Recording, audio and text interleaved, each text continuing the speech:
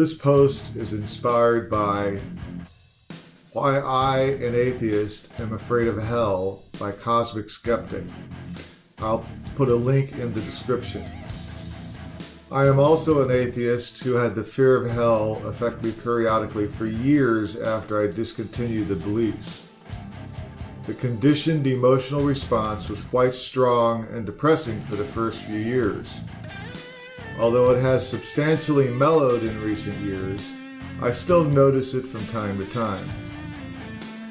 I agree with Alex that it is child abuse, regardless of the intentions. Fear is a primary emotion which can all too often occur even when it is completely contrary to the rest of a person's mental states. Conditioning which affects fear has been shown to sometimes last a lifetime. Fortunately, our other mental capabilities can compensate. But the dichotomy between the emotion and the intellect can be disconcerting, even dangerously so.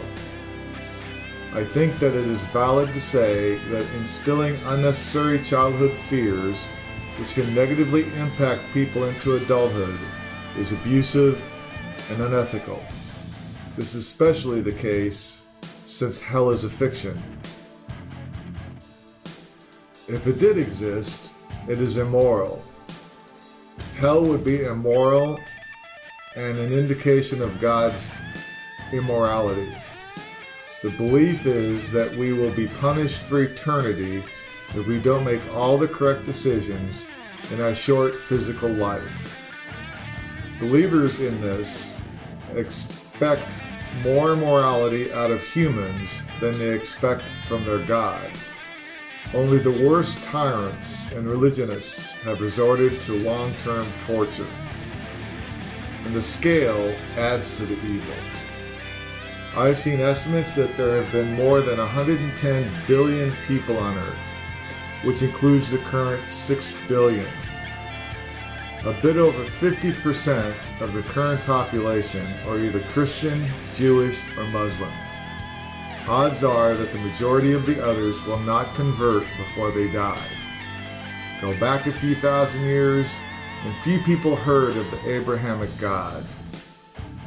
Now it's a bit ambiguous regarding what happens to non-believers who have never heard of the biblical God or Jesus Christ, but we are still talking billions of people in hell.